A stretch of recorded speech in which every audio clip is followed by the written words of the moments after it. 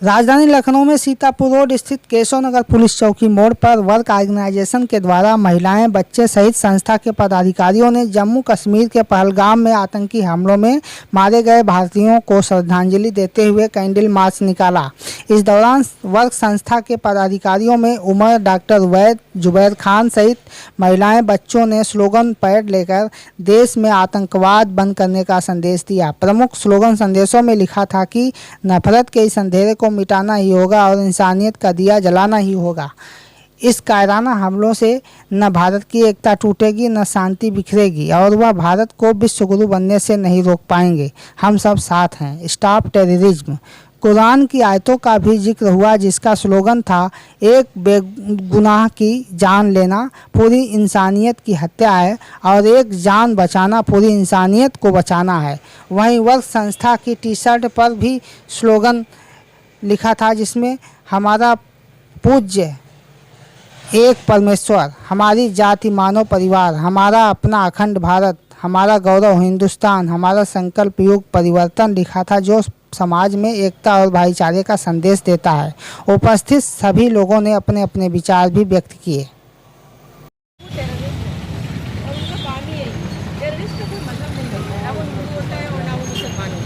लेकिन हम यहाँ पर खड़े हुए हैं ये बताने के लिए कि हम सिर्फ और सिर्फ अपने देशवासियों के साथ हैं और ऐसा नहीं कि इस बार हम खड़े हुए हैं, हम हमेशा से खड़े होते आए हैं। अनेकता में एकता का परिचय देंगे और भारत को एकता अखंडता के लिए अगर आवश्यकता पड़ेगी तो हम सभी भारतीय अपनी प्राण की न्यौछावर करेंगे। पहलगाम में जो आतंकी घटना हुई है उसे लेकर आप लोग यहाँ पर केशव नगर मोड़ पर आप लोगों ने कैंडल मार्च किया है, क्या परिचय है और किस संस्था के माध्यम से ये हो रहा है? हम वर्क के माध्यम से यहाँ पे इकट्ठा हुए हैं। वर्क का नाम है world organisation of religion and knowledge और हमारा मेन कार्य ये है कि हमारा सपना है अखंड भारत बनाना।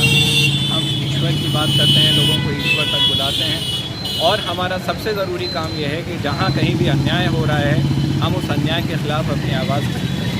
तो इस समय जो पहलगाम में हत्याकांड हुआ है, इतनी बर्बरता से मासूमों को मारा गया है, इसीलिए हमारे अंदर आक्रोश है और उस आक्रोश को प्रकट करने का हमने एक शांतिपूर्ण तरीका सोचा, जिसमें आप देख सकते हैं छोटे बच्चे भी हैं, औरतें भी हैं, इंसान आदमी भी हैं, सारे लोग हैं, पूरे इंसान हैं जो कि अपना आक्रोश व्यक्त कर रहे हैं, कह रहे हैं कि जो भी हुआ गलत हुआ, ये इस्लाम की भावना के ख़िलाफ़ हुआ, ये हमारे देश की एकता अखंडता की भावना के ख़िलाफ़ हुआ और हम ये चाहते हैं कि ज़्यादा से ज़्यादा सख्त से सख्त एक्शन जो इन लोगों के ख़िलाफ़ होना चाहिए जिन्होंने ये काम किया है वो हो।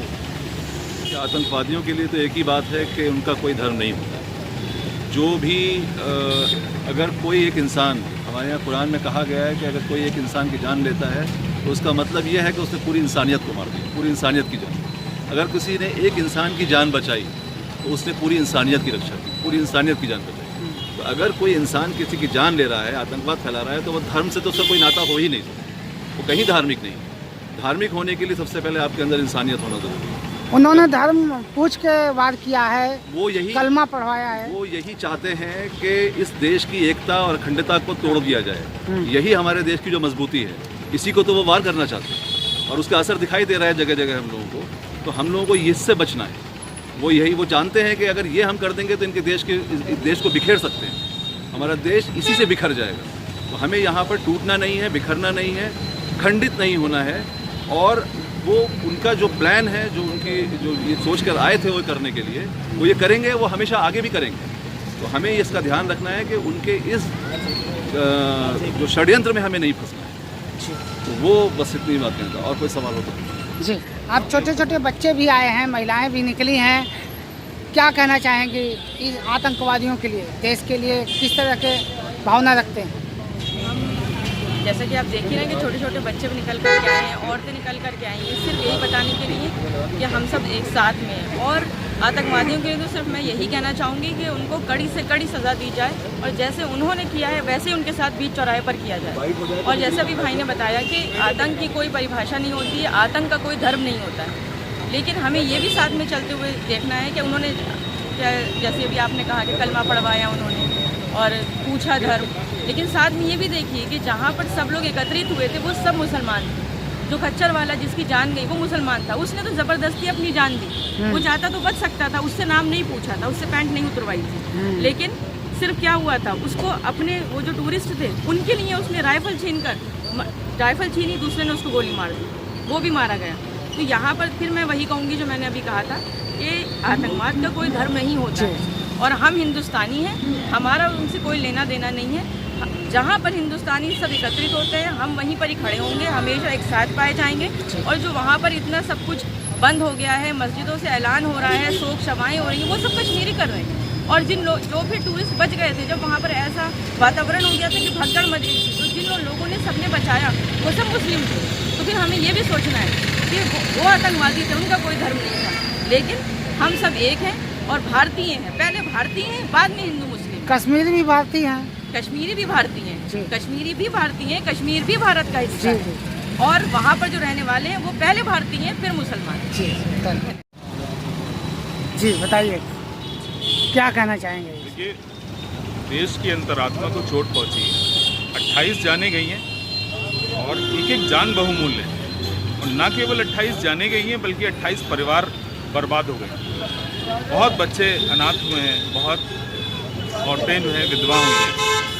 वो कष्ट जो उन परिवारों ने झेला है वो फिर मापा जा सकता है, मगर मैंने व्यक्तिगत रूप से जो कष्ट झेला है, आपने जो कष्ट झेला है, जो पीड़ा झेली है, 100 करोड़ हिंदुस्तानियों ने, 140 करोड़ हिंदुस्तानियों ने जो पीड़ा झेली है उसका बदला चाहिए। सरकार क्या कर रही है? सरकार देखिए, सरकार की बात बाद में कर लेंगे। और ये बदला संभव नहीं है क्योंकि गुनहगार 4 लोग थे, या गुनहगार उनके पीछे के 40 कुछ और हैंडलर्स होंगे जो कहीं सरहद पार बैठे होंगे। ये बदला संभव नहीं है जब तक एक एक को, उस एक एक व्यक्ति को पकड़ के 28 बार मौत न दी जाए। तो ये काम सरकार का है। 28 बार मौत सरकार नहीं दे सकती साहब। हाँ। 28 बार मौत सरकार नहीं दे सकती। विश्व की कोई सरकार 28 बार मौत नहीं दे सकती। और इस बदले के लिए हमें उस दिन का इंतजार करना पड़ेगा जिस दिन सब जमा होंगे, वो भी जो मारे गए और वो जिन्होंने मारा था, वो सब जमा किए जाएंगे और उनसे हिसाब लिया जाएगा। और 28 जितनी पीड़ा पूरे समाज ने झेली है, जितनी पीड़ा देश ने झेली है, उस सब पीड़ा का हिसाब उस दिन लिया जाएगा। और हमें उसी दिन के इंतज़ार है। बाकी सरकार अपना काम करेगी, सरकार से अपेक्षा है कि वो अपना काम करेगी और कुछ ऐसे मोर्चों पे काम करेगी जिससे लॉन्ग टर्म आतंकवाद को हम रोक सकें। तो आतंकवाद पूरे भारतवर्ष के उत्तर पूर्व में भी बहुत ज़्यादा आतंकवाद था। मिजोरम में था, नागालैंड में था, पंजाब में था, और सरकार ने किसी न किसी तरह कंट्रोल पाया है। और यहाँ भी काफ़ी कुछ कंट्रोल किया था, मगर क्रॉस बॉर्डर इन्फिल्ट्रेशन और क्रॉस बॉर्डर जो हमारा इनका समर्थन है वो बहुत स्ट्रॉन्ग है। क्या आप मानते हैं कि अपने ही देश में कुछ ऐसे लोग हैं जो छोटे छोटे पाकिस्तान बनाने की योजना बना रहे हैं?